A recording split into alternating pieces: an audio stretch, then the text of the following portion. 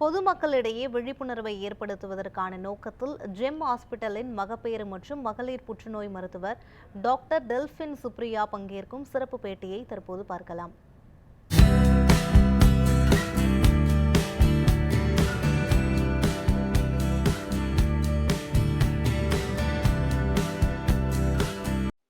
News 7 Tamil நேயர்களுக்கு வணக்கம். GeM hospital வழங்கும் புற்றுநோயை வெல்வோம் நிகழ்ச்சிக்கு உங்களை வரவேற்பது நான் மோகன்ராஜ் பழனி. இன்றைய நிகழ்ச்சியில் மகளிருக்கு ஏற்படும் புற்றுநோய்கள் குறித்தும் அதற்கான அறிகுறிகள், நவீன சிகிச்சை முறைகள் குறித்து விளக்குவதற்காக ஜெம் ஹாஸ்பிட்டலின் மகப்பேறு மற்றும் மகளிர் புற்றுநோய் சிறப்பு மருத்துவர் டெல்பின் சுப்ரியா நம்மோடு இணைந்திருக்கிறார். அவரை வரவேற்று நிகழ்ச்சிக்குள் செல்லலாம். வணக்கம் டாக்டர். வணக்கம் டாக்டர். நம்முடைய இந்தியாவில் மகளிருக்கு அதிகமா ஏற்படுற புற்றுநோய்கள் என்னென்ன? மகளிருக்கான புற்றுநோய்னு பார்க்கும்போது once in every 6 minutes ஒரு woman is diagnosed with cancer in India. That is specifically gynec cancers. அதில் most common பார்த்தோன்னா first is breast cancer. Second in the list is cervical cancer. So இந்த cervical cancer என்னன்னு பார்த்தோன்னா யூட்ரஸ்ன்னு எடுத்துக்கும் போது அதுக்கு 3 parts இருக்குது. கர்ப்பப்பைன்னு எடுத்துக்கும் போது ஸோ அதில் மேலே இருக்கிறது பாடி ஆஃப் த யூட்ரஸ், அடுத்தது நடுவில் இருக்கிற நடு பகுதி, கீழே பார்த்தா கர்ப்பப்பை வாய்ங்கிறது தான் last part of the uterus. இது இல்லாமல் யூட்ரஸ் பக்கத்தில் இருக்கிறது டியூப்ஸ், கருக்குழாய்னு சொல்லுவோம். அது பக்கத்தில் ஓவரிஸ், அந்த கருமுட்டை பை இருக்குதுன்னு சொல்லுவோம். ஸோ அப்புறம் பீரியட்ஸ் வர்ற வழி, தட் இஸ் த வெஜைனா. அதுக்கப்புறம் இந்த பொன் உறுப்புன்னு சொல்றது vulva. So all of these compose of the reproductive urogenital system in a female. So இதுல ஒவ்வொரு உறுப்புலையும் கேன்சர் வர முடியும். ஸோ cervical கேன்சருங்கிறது ஸ்பெசிஃபிக்காக கர்ப்பப்பை வாயில வர புற்றுநோய். It's second most common in India. அதுக்கு அடுத்ததுன்னு பார்க்கும்போது ஓவரியில வர கேன்சர்ஸ். அதுக்கு அடுத்து இன்லிஸ்ட் ஒன்னொன்னா டியூப் அண்ட் ஓவரி டுகெதர் வரலாம். அதுக்கப்புறமேட்டு வஜைனா, வல்வா, இப்படி ஒவ்வொரு ஆர்கன்லயுமே கேன்சர் வர வாய்ப்பு இருக்கு.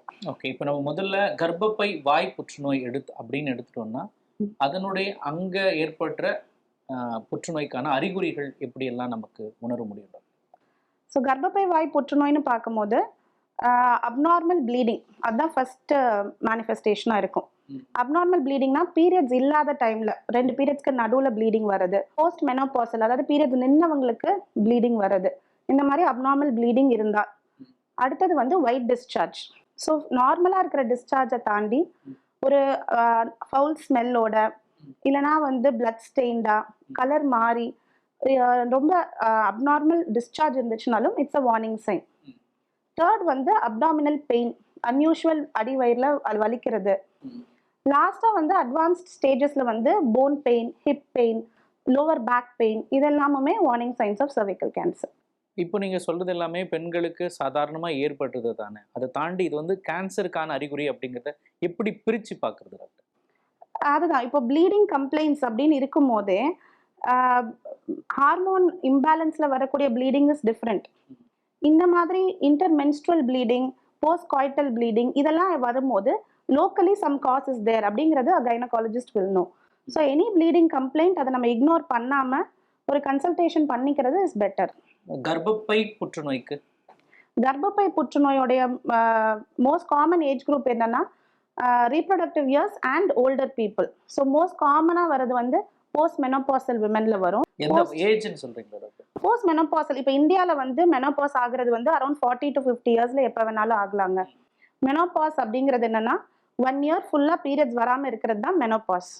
ஸோ இந்தியன் விமென்ல அரௌண்ட் 40 to 50 இயர்ஸ்ல வரும் அது. ஸோ 1 yearக்கு அப்புறம் ஒரு அன்யூஷுவலாக ஒரு ப்ளீடிங் வருது. அன்யூஷுவல்னா ப்ளீடிங் வந்தாலே அது அன்யூஷுவல் தான். Even for 1 day R even 1 spot அதை உடனே போய் டாக்டர்கிட்ட பார்க்கணும். அப்போ ஒரு அல்ட்ராசவுண்ட் ஸ்கேன் பண்ணி பார்ப்போம், கர்ப்பப்பைக்குள்ளே இருக்கிற அந்த ஜவ்வோட திக்னஸ் என்ன, ஏன் உங்களுக்கு இந்த ப்ளீடிங் வந்திருக்கு அப்படின்னு பார்ப்போம். இந்த ஜவ்வு திக்காக இருக்கும் பட்சத்தில் அங்கேருந்து பயாப்சி எடுத்து பார்ப்போம். பயாப்சி ஏன் எடுக்கிறோன்னா கர்ப்பப்பை புற்றுநோயை ரூல் அவுட் பண்ணுறதுக்கு தான். இந்த பயாப்சி புற்றுநோய்னு வந்ததுன்னா ட்ரீட்மெண்ட் மாறும். புற்றுநோய் இல்லைன்னு வந்துச்சுன்னா அதுக்கேற்ற மாதிரி we will manage them. இன்னும் என்னென்னலாம் இந்த டெஸ்ட் வழிமுறைகள் இருக்கு டாக்டர்? இப்போ கர்ப்பப்பை வாய் புற்றுநோய்னு பார்க்கும்போது அதுக்கு 2 டைப்ஸ் ஆஃப் ப்ரிவென்ஷன் இருக்கு. ஸோ இப்போ லேட்டஸ்ட் டெவலப்மெண்ட்ஸ், டெக்னாலஜிக்கல் அட்வான்ஸ்மெண்ட்ஸ்ன்னு பார்க்கும்போது மோர் ஆஃப் ப்ரிவென்ஷன் தான் இப்போ கேன்சர்ல நம்ம கான்சென்ட்ரேட் பண்றோம். அதாவது வரதுக்கு முன்னாடி நம்ம எப்படி தடுக்கிறது அப்படிங்கிறது. அதுல 2 டைப் இருக்கு. Primary prevention, secondary prevention. So பிரைமரிங்கிறது எல்லாமே வேக்சினேஷன் பேஸ்ட். கர்ப்பப்பை வாய் புற்றுநோய் வந்து காஸ் பண்றது ஒரு கிருமி தொற்று, ஹெச்பிவி வைரஸ்ன்னு சொல்லுவோம், ஹியூமன் பாப்பிலோமா வைரஸ். அந்த வைரஸ் வந்து எப்படி இன்ஃபெக்ஷன் வரும்னா உடல் உறவு மூலயமா, இன்டர்கோர்ஸ் மூலயமா தான் இந்த இன்ஃபெக்ஷன் வருது. நேச்சுரலா நம்ம பாடியில இருக்கிற இம்யூனிட்டி அந்த இன்ஃபெக்ஷனை கிளியர் பண்ணிடும். ஏன்னா almost all women will harbour it. ஆனா சில ரீசன்ஸ்னால immune problems or other reasons இருக்கிற போது இன்ஃபெக்ஷன் கிளியர் அவுட் ஆகாம பர்சிஸ்ட் ஆகுறவங்களுக்கு தான் அது நாளடைவில் கேன்சரா மாறலாம். Secondary prevention of cervical cancer அப்படின்னு பார்க்கும்போது இந்த டிசீஸ் ஏற்கனவே வந்து அவங்களுக்கு ஹெச்பிவி இன்ஃபெக்ஷன் ஆயிருக்கலாம். பட் அந்த ஹெச்பிவி இன்ஃபெக்ஷன் இன்னும் இருக்கா, அதனால கேன்சர் வர்றதுக்கான ப்ராபபிலிட்டி இருக்கா அப்படின்னு பார்க்கறது தான் செகண்டரி ப்ரிவென்ஷன். ஸோ அதுக்கு இருக்கிற டெஸ்ட் தான் பாப்ஸ்மியர் அப்படின்னு சொல்லுவோம். ஸோ பாப்ஸ்மியர்னா என்னன்னா, it's a very simple painless procedure. OPD பேசிஸில் பண்ணுறது தான். ஸோ பேஷண்ட்டை வந்து படுக்க வச்சு அவங்க கர்ப்பப்பை வாயை விஷுவலைஸ் பண்ணி அங்கேருந்து ஒரு ஸ்மியர் மாதிரி எடுப்போம். அதை எடுத்து மைக்ரோஸ்கோப்பில் பார்த்து இதில் அப்நார்மல் செல்ஸ் இருக்கா இல்லையா அப்படின்னு சொல்கிறது தான் பாப்ஸ்மியர். மேம், இப்போ மற்ற வகை புற்றுநோய்கள், இந்த குடல் கேன்சராக இருக்கட்டும், இதெல்லாம் வந்து நம்ம மது அருந்ததாக இருக்கட்டும், இந்த புகைப்பிடிக்கும் பழக்கம், இதனால தான் வருது அப்படிங்கிறது ஒரு தெரிஞ்சிருந்தாலும், கர்ப்பப்பை வாய் புற்றுநோய் இல்லை கர்ப்பப்பை புற்றுநோய் அப்படிங்கிறது அதிகமாக வரதுக்கான முக்கியமான காரணம் என்ன டாக்டர்? கர்ப்பப்பை புற்றுநோய் அதாவது யூட்ரைன் கேன்சர்ஸ்ன்னு பார்க்கும்போது பேக்ரவுண்ட் என்னன்னா மெட்டபாலிக் ப்ராப்ளம்ஸ் தான் அதோடைய ரிஸ்க் ஃபேக்டர்ஸ். ஒன்று மெட்டபாலிக் ப்ராப்ளம்ஸ், இன்னொன்று genetic problems. So genetic problems நம்ம ஒன்றும் நம்மளால பண்ண முடியாது. மெட்டபாலிக் ப்ராப்ளம்ஸ் அப்படின்றது வந்து என்னன்னா லைஃப் ஸ்டைல் டிசீஸ். அது யூட்ரைன் கேன்சர்ஸோட மேஜர் ரிஸ்க் ஃபேக்டர்ஸ்ன்னு பார்த்தா ஒபிசிட்டி, அதாவது abnormal weight gain, diabetes, hypertension, sugar, BP, heart diseases, இதெல்லாம் இருக்கிற விமென்க்கு அதிக இன்சிடென்ட்ஸ் ஆஃப் யூட்ரைன் கேன்சர்ஸ் இருக்கலாம். என்ன ரீசன் பிஹைண்ட் இட் அப்படின்னு பார்க்கும்போது, இந்த பெரிஃபரலாக இருக்கிற எக்ஸஸ் ஆஃப் ஃபேட் வந்து ஈஸ்ட்ரோஜனாக கன்வெர்ட் ஆகும். அந்த ஈஸ்ட்ரோஜன் வந்து போஸ்ட் மெனோபாசல், அதாவது பீரியட்ஸ் நின்னவங்களுக்கு அவங்க யூட்ரஸ்க்கு அது நல்லது இல்லை. அப்நார்மலாக யூட்ரஸ்க்குள்ளே வந்து க்ரோத்தை உண்டாக்கி அது கேன்சராக மாற வாய்ப்பு இருக்கு. ஓகேங்க டாக்டர். இப்போ அடுத்ததான் பெண்களுக்கு அதிகமாக ஏற்படுற கேன்சர் அப்படிங்கிறப்போ இந்த மார்பக புற்றுநோய். மார்பக புற்றுநோய் எந்த வயசுல வர வாய்ப்பு இருக்கு? எப்போதுலேருந்தே நாம் அதை கண்காணிச்சுட்டே வரணும்?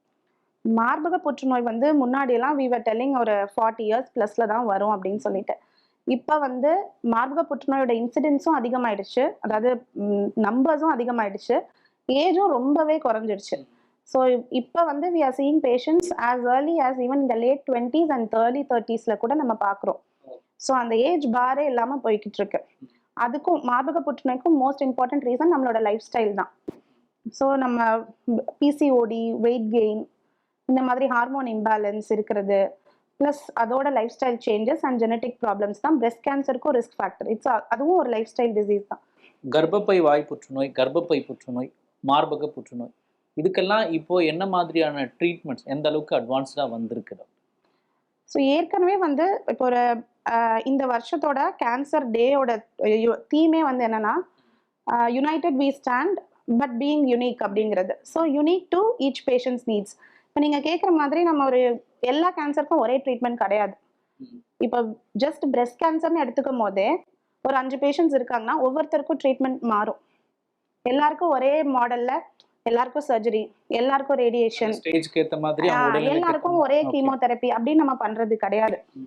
ஸோ ஒவ்வொருத்தவங்களோட ஸ்டேஜ் என்ன, கிரேட் என்ன, அவங்களுடைய ஃபிட்னஸ் லெவல் என்ன, அவங்களால எந்த ட்ரீட்மெண்ட் எடுத்துக்க முடியும், எது டாலரேட் பண்ண முடியாதுன்றது பொறுத்து ட்ரீட்மெண்ட்ஸ் மாறும். அட்வான்ஸ்மெண்ட்ஸ்ன்னு பார்க்கும்போது இப்போ வந்து எல்லாமே ஜெனட்டிக் லெவலில் போயிட்டு இருக்கு. ஸோ மாலிகுலர் ப்ரொஃபைலிங்னு ஜெனட்டிக் லெவல் அனலைஸ் பண்ணி டார்கெட்டட் கீமோதெரப்பி அப்படின்னு சொல்றது தான் இப்போ லேட்டஸ்ட் அட்வான்ஸ்மெண்ட்ஸ். ஸோ இப்போ ஒரு ஓரல் கீமோதெரப்பி, ஒரு மாத்திரையிலேயே வந்துட்டு ட்ரீட்மெண்ட் வந்து அச்சீவ் பண்ண முடிகிறது. மெயின்டெனன்ஸ் இல்லைன்னா ட்ரீட் பண்ணிட்டு டிசீஸ் திரும்ப வராமல் இருக்கிறதுக்கு டார்கெட்டட் தெரப்பீஸ், அந்த மாதிரிலாம் நிறைய அட்வான்ஸ்மெண்ட்ஸ் வந்துருக்கு. மார்பகங்களை நாம சுய பரிசோதனை செய்து கொள்ளணும் அப்படின்னு சொல்றாங்களா டாக்டர்? அதை கரெக்டாக செய்வது எப்படி? பிரெஸ்ட் செல்ஃப் எக்ஸாமினேஷன் அப்படின்றது தான் பிரெஸ்ட் கேன்சரை பொறுத்த வரைக்கும் இருக்கிற ஈஸியான screening method. So every woman can do it at home in the comfort of our home. அவங்க டாக்டரை போய் இமீடியட்டாக பார்க்கணுன்றது கூட இல்லை. ஸோ என்ன பண்ணணும்னா இதை வந்து டைம் பண்ணிக்கணும், எவ்ரி மந்த் அதை பண்ணணும். ஸோ எவ்ரி மந்த் ப்ரிஃபரபிளி சூன் after her periods self breast examination பண்ணிக்கலாம். இதில் 2 ஸ்டெப் இருக்கு. ஒன்று இன்ஸ்பெக்ஷன், அதாவது மிரரில் முன்னாடி நின்றுட்டு 2 பிரெஸ்ட்டும் நார்மலாக இருக்கா, ஃபர்ஸ்ட் சைஸ் நார்மலாக இருக்கா, ஸ்கின் ஓவர் த பிரெஸ்ட் நார்மலாக இருக்கா, நிப்பிள் ஏரியாவில் நார்மலாக இருக்கா, ஏதாவது புண்ணு மாதிரி அல்சர் இருக்கா, ஸ்கின் சேஞ்சஸ் ஏதாவது இருக்கா அப்படின்னு அப்சர்வ் பண்ணி பார்க்குறது. செகண்ட் வந்து எக்ஸாமினேஷன். ஸோ ரைட் பிரெஸ்ட்டுக்கு லெஃப்ட் ஹேண்டையும் லெஃப்ட் பிரெஸ்ட்டுக்கு ரைட் ஹேண்டையும் வச்சு எக்ஸாமின் பண்ண சொல்லுவோம். இந்த சர்ஃபேஸ் வச்சு 4 குவாட்ரண்ட் ஆஃப் த பிரெஸ்ட்லையும் எக்ஸாமின் பண்ணி பார்க்கணும். ஏதாவது கட்டி மாதிரி லம்ப் மாதிரி ஏதாவது தெரியுதா, இல்லை பிரெஸ்ட்லேருந்து ஏதாவது டிஸ்சார்ஜ் வருதா அப்படின்னு அவங்க அப்சர்வ் பண்ணி பார்க்கலாம். த minute they notice some lump, சின்னதாக ஏதாவது இருந்தாலும் டாக்டர் உடனே பார்த்துக்கிறது நல்லது. ஏன்னா எல்லா லம்பும் கேன்சர் கிடையாது. அது டாக்டர் பார்த்து இது ஒன்றும் இல்லை நீங்கள் அப்சர்வ் பண்ணிக்கோங்கன்னு சொன்னாங்கன்னா அகைன் அவங்க வந்து மந்த்லி பீரியாடிக்கலாக அதை ஃபாலோ பண்ணிக்கலாம். ஓகேங்க டாக்டர். இப்போ புற்றுநோயை வராமல் தடுப்பது எப்படி, அதை நோக்கி தான் நம்ம போயிட்டு இருக்கோம். அதுக்கு என்ன பண்ணணும் டாக்டர்? புற்றுநோய் எந்த புற்றுநோயும் வராமல் இருக்கிறதுக்கு வந்து கம்ப்ளீட்டாக 100% ப்ரூஃப்னு எதுவும் கிடையாது. முடிஞ்ச அளவுக்கு நம்ம லைஃப் ஸ்டைல் வந்து ஒரு ஆக்டிவ் ஹெல்த்தி லைஃப் ஸ்டைலாக வச்சுக்கிறது எல்லா கேன்சர்ஸ்லேருந்துமே நம்மளுக்கு ப்ரிவென்ட் பண்ணும். வராமலே பார்த்துக்கிறத விட வந்தால் ஏர்லியாக பார்க்குறது ப்ரிவென்ட் பண்ணுறது. ஸோ ஒன்லி இந்த எல்லா கேன்சர்லையுமே cervical cancer is the only cancer which நீங்கள் கேட்ட மாதிரி ப்ரிவென்ட் பண்ண முடியும். பிகாஸ் அதுக்கு வேக்சின் இருக்குது. வேறு எதுக்கும் பெருசாக வேக்சின்ஸ் இல்லை. ஸோ ஏர்லியாகவே டிடெக்ட் பண்ணிவிட்டு ஏர்லி ஸ்டேஜ்னா ட்ரீட்மெண்ட் ஆப்ஷன்ஸ் வந்து நம்மளுக்கு ரொம்ப எல்லா ட்ரீட்மெண்ட் மொடாலிட்டியும் எடுக்கணும்னு இல்லை. ட்ரீட்மெண்ட்டும் சீக்கிரம் முடியும், லைஃப்பும் அதுக்கப்புறம் லாங்கிவிட்டியும் நல்லா இருக்கும். இவ்வளவு நேரம் மகளிருக்கு ஏற்படக்கூடிய இந்த ஸ்பெசிஃபிக்கான புற்றுநோய்கள் குறித்தும் அதற்கான சிகிச்சை முறைகள் குறித்தும் விளக்கியதற்காக நன்றி டாக்டர். நேயர்களே, மீண்டும் மற்றொரு நிகழ்ச்சியில் சந்திக்கலாம். நன்றி, வணக்கம்.